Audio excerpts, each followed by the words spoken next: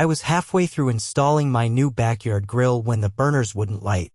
I figured it was a faulty connection until I checked the rest of the house. No hot water. Stove dead. My heart sank. I jogged around the side of the house to my gas meter and froze. The shutoff valve had a bright orange tag zip tied to it. It said service disconnected HOA safety request. I live in a quiet cul-de-sac in northern Arizona.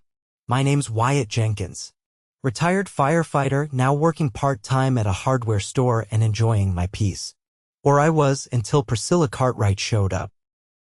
Priscilla's the president of our HOA, 60-something, bleach blonde bob, always wearing a visor like she's headed to a tennis match she's never played. She moved in last summer and turned our neighborhood into a circus. Petty fines for Christmas lights staying up past January, threatening letters about non-compliant mailbox colors, and now apparently shutting off utilities. I marched straight over to her place, 3 houses down. I didn't even knock. She was already on her porch watering plastic plants. "You shut off my gas?" I asked, holding up the tag. She didn't even look surprised. "I reported a gas leak," she said, like she was doing me a favor. "It was a hazard. I had to act." "There's no leak," I said. "You have no authority to disconnect my service." She gave me that passive-aggressive smile she always wore when she thought she'd won. "As HOA president, I'm empowered to take emergency measures to ensure neighborhood safety.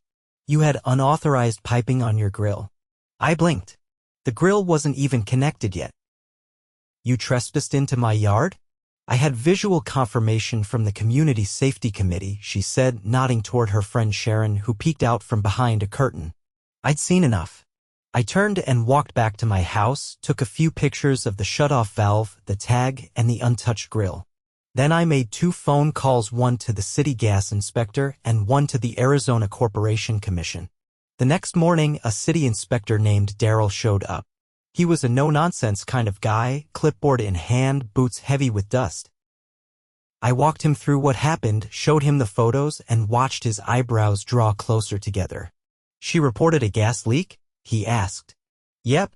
And she's not a licensed technician, utility rep, or first responder?" "Nope." He shook his head slowly. "That's a big problem."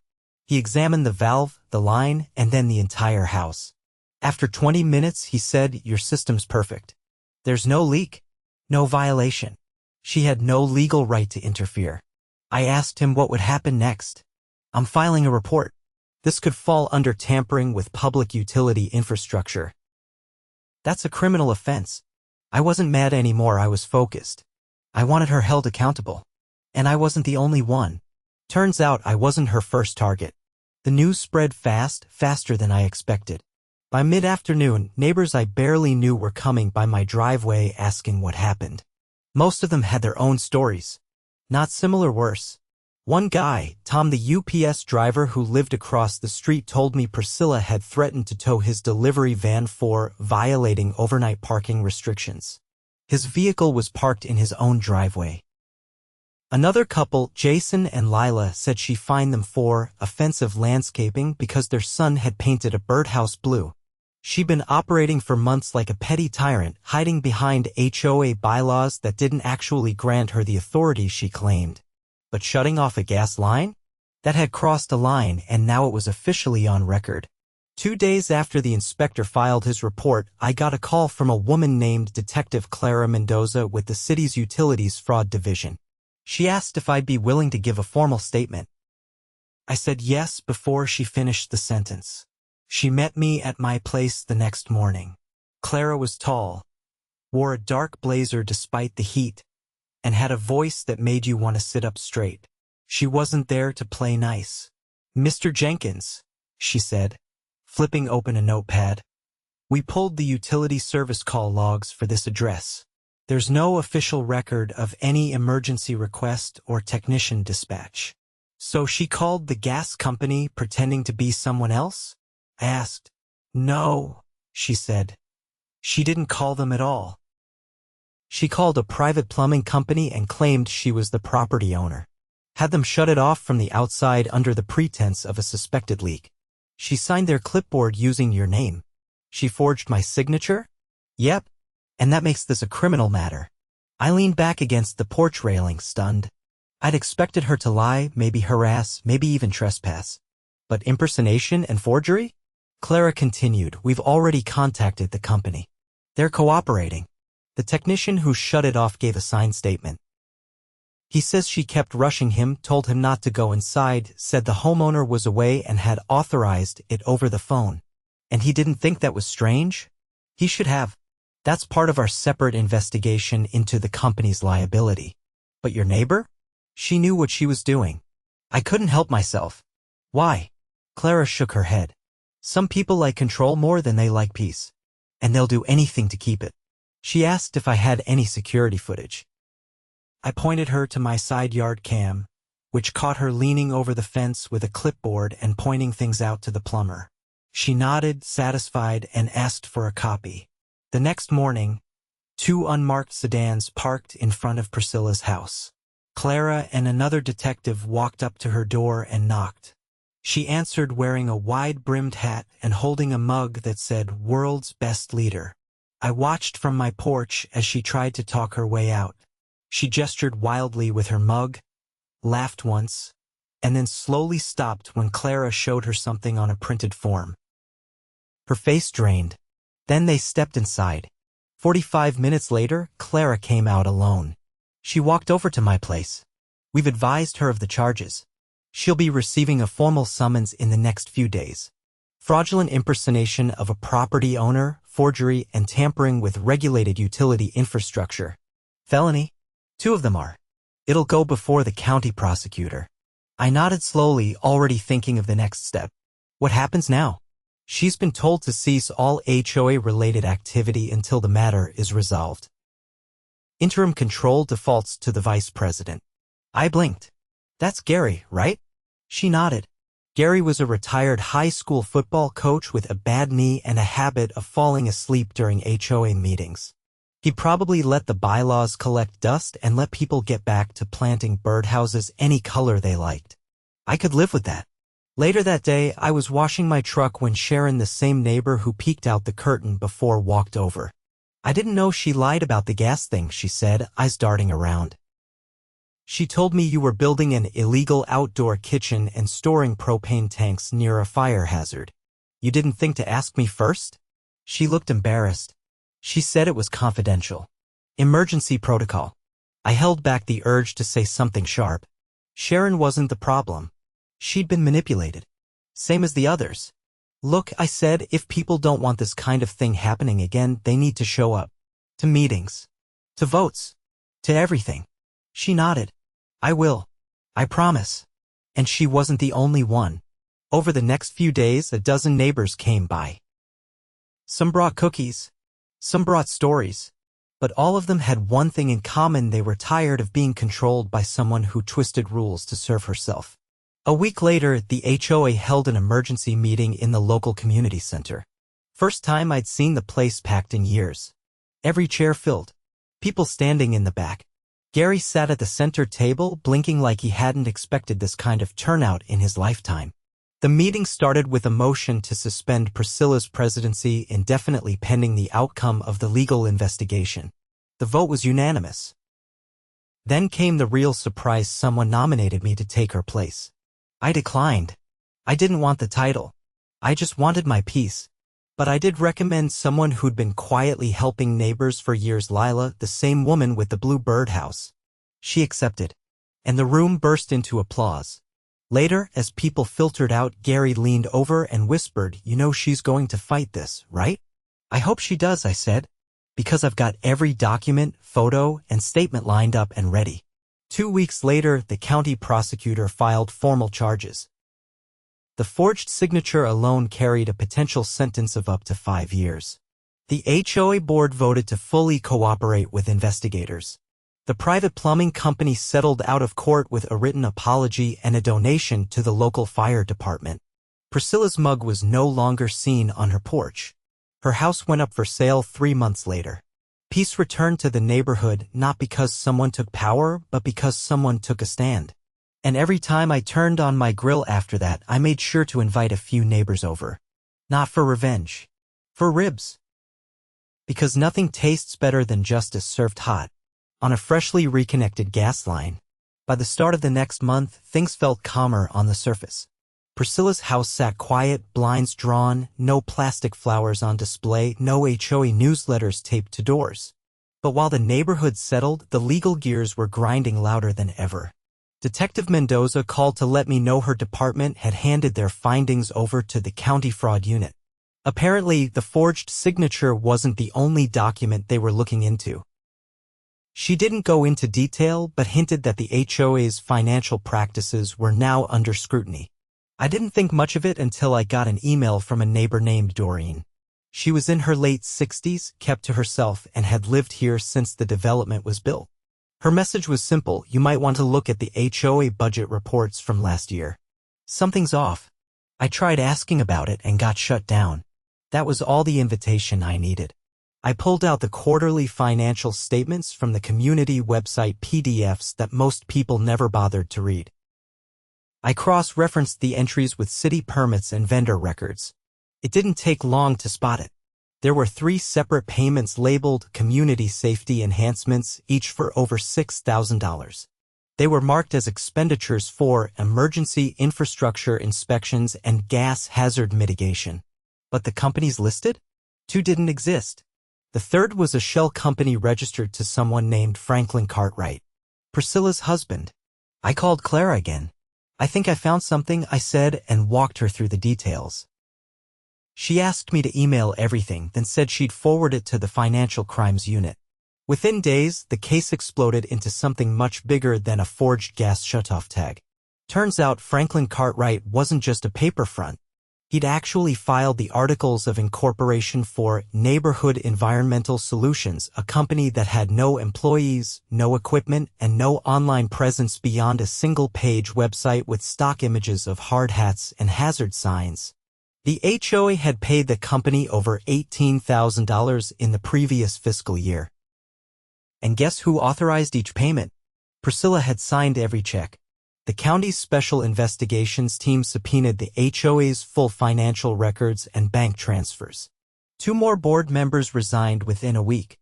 One of them, a guy named Rick, left a note with the vice president saying, "I didn't know what she was doing with the money. I just signed what she put in front of me." The county prosecutors filed additional charges: felony embezzlement, falsifying community financial records, and conspiracy to defraud a homeowners association. That was on top of the utility tampering and forgery charges already pending. I was subpoenaed to testify before the grand jury. Not something I ever thought I'd do in retirement. The courthouse was colder than I expected. Not the building, the atmosphere. The prosecutor was a woman in her 40s named Araceli Vaz, sharp as a scalpel and just as precise.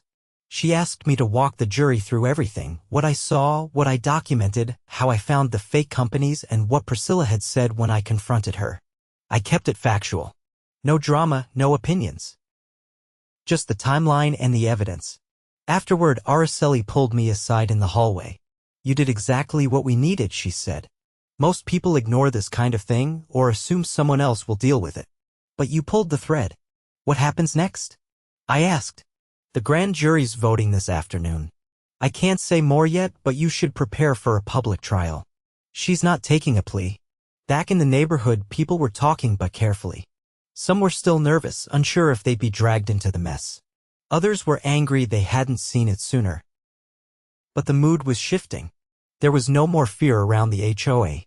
The illusion of control had cracked, and people were finally realizing they could speak up. Lila, now acting president, held a meeting in the community center that weekend. Not a single empty seat. She stood in front of the crowd with a stack of papers and a calm resolve. "I've reviewed the HOA's books with a licensed accountant," she said. "We're filing for a special audit and freezing all discretionary spending until further notice." Someone asked about the fines that had been issued under Priscilla's leadership. "We're rescinding all penalties issued in the last 12 months pending review," she answered. "And if you already paid them, we'll work on restitution." The room broke into applause. Then Lila added, "We're also updating the bylaws to require a full board vote on any spending over $500. And we'll be opening board member nominations to the entire community." I didn't clap. I just sat back in my chair and let out a breath I didn't know I'd been holding. A month later, the trial began.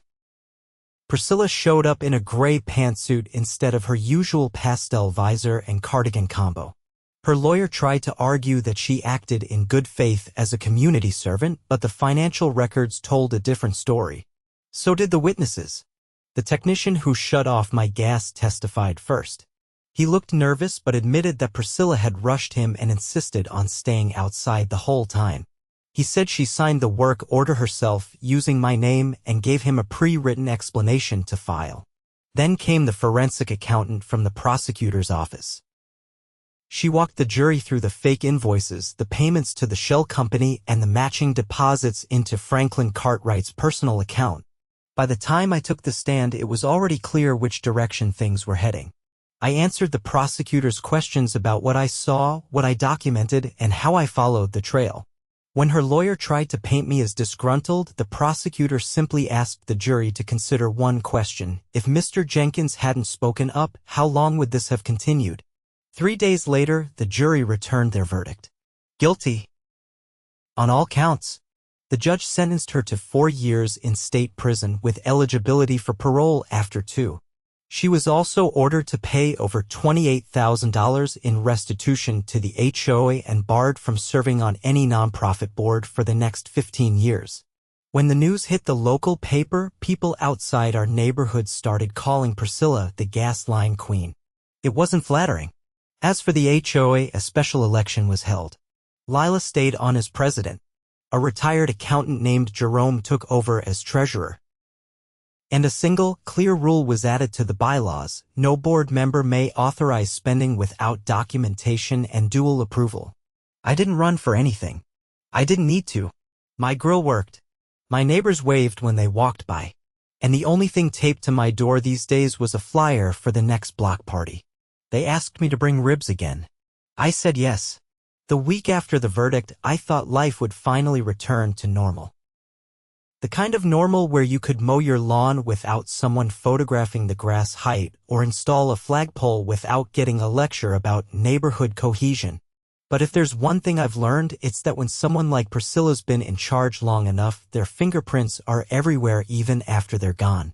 A few days after the sentencing, Jerome, the new treasurer, showed up at my door with a manila folder under his arm and a look that said he hadn't slept much. "Wyatt," he said, holding the folder like it was radioactive, "you're gonna want to see this." I stepped aside and let him in. He laid the folder on my kitchen counter, opened it, and pulled out a stack of internal HOA memos, authorization forms, and expense logs. Every single one bore Priscilla's initials in the margins. "What am I looking at?" I asked. He slid a single page to the top. A reimbursement form dated 6 months ago. The payee was listed as Neighborhood Legal Support Services. The amount?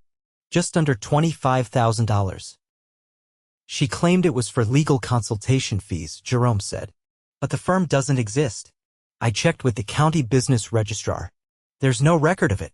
And the routing number on the check matches a personal account under a different name." I stared at the page. "Whose name?" He exhaled. "Marjorie Cotter." The name didn't ring a bell until I remembered the monthly newsletter.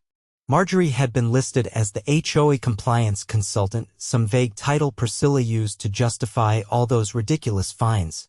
She never attended a board meeting, never showed her face at events. According to Priscilla, Marjorie worked behind the scenes. Except now it looked like Marjorie was just another alias. Jerome kept going. "I had a forensic accountant friend dig into the HOA's operating account. There were multiple transfers, small ones, just under the reporting threshold, all routed to the same regional bank. And get this, one of the addresses used as a billing destination? It's a P.O. box registered to Franklin's name." My jaw clenched. "So they were laundering HOA funds?" "Looks that way," he said. "And there's more. I found a discrepancy in the insurance policy." He pulled out a copy of the HOA's liability coverage. Buried in the fine print was a supplemental rider, an ad on that provided legal protection for the board president in the event of civil action. But it had been altered. The language was changed to include criminal proceedings as well, something that voided the contract entirely and cost the HOA nearly $9,000 in penalties when the provider discovered the forgery. "Who changed it?" I asked. Jerome tapped the top corner of the document. It was submitted online under Priscilla's account. She used a fake notary stamp. The provider caught it after the trial and flagged it in their quarterly audit. I leaned back, trying to process it all. The gas shutoff was just one thread, and now the whole sweater was unraveling. I called Detective Mendoza again. When she picked up, I didn't even have to explain. Jerome found something. She arrived an hour later with 2 agents from the state's Financial Crimes Division. For the next 4 hours, they sat in my kitchen, photographing documents, reviewing timestamps, and taking Jerome's statement. When they packed up, Mendoza looked more focused than ever. "We're opening a secondary case," she said. "This isn't just fraud, it's structured embezzlement with intent to conceal. If we prove deliberate laundering, she could be facing federal charges." "She's already been sentenced," I said.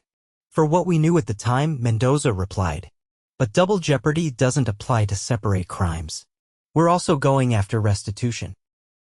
If there's money sitting in one of those shell accounts, we're going to seize it." 2 weeks later, a federal investigator named Charles Hammond contacted me.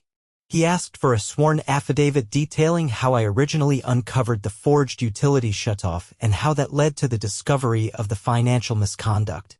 I gave him everything. Photos, emails, even a USB drive with security footage and scan documents. "Is this going to turn into a bigger case?" I asked. He gave a dry nod. "We're building a RICO case." I blinked. "Like mob stuff." "Racketeering," he clarified. She created multiple entities to defraud homeowners under the guise of an official board. That's organized fraud. If we can show a pattern involving multiple victims and multiple fraudulent fronts, it qualifies. And just like that, a neighborhood squabble had become a federal investigation. While the feds worked their case, life in our cul-de-sac began to heal. Lila formed a community committee to draft a new charter. Not just to prevent another Priscilla, but to give residents actual power. Everyone could vote on big expenditures, and all board activity had to be documented in quarterly public reports. We even added a clause that required all financial transactions to be reviewed by an independent accountant every 6 months. And every time someone said, "Do we really need this much oversight?" someone else would remind them what almost happened. Then, one Saturday afternoon near the end of summer, I got a letter in the mail. Plain envelope. No return address. Inside was a cashier's check for $37,000. No note. No explanation. I called Jerome. He got one, too. So did Tom, Lila, and the couple with the paint-fined birdhouse. We called the federal office to report it. Agent Hammond confirmed the checks were part of a court-ordered restitution package funded by the seizure of Priscilla's joint accounts. She'd agreed to a deal to avoid additional prison time, full financial disclosure in exchange for a reduced sentence on the new charges. She was remanded to a white-collar facility in Tucson where she'd serve an additional 18 months under federal custody. Her husband had already fled the state. An arrest warrant was issued for him in absentia. The HOA was no longer just surviving. It was thriving. The next board meeting was held on the community green, under a rented canopy. Kids played on the grass while their parents voted on new community benches and a proposal to turn the empty lot at the end of the street into a public garden. I didn't need a title. I didn't want credit. But every time I walked my dog past the new bulletin board with transparent budget updates, or saw a kid painting a mailbox without flinching, I felt something better than pride. Relief. We'd faced someone who thought rules were for everyone else, who exploited trust and twisted authority until it snapped. But she didn't count on one thing: people watching, people documenting, people refusing to let it slide. And maybe that's all it takes to win in the end. Not a hero, just a neighbor with a camera, a bit of patience, and the guts to ask, "Where's the receipt?" That was the last I ever heard of Priscilla Cartwright. But her story lived on, told in whispers at block parties, in side comments at budget meetings, and in the quiet understanding that no matter how sweet someone's smile is, you still check the fine print, especially if they're wearing a visor.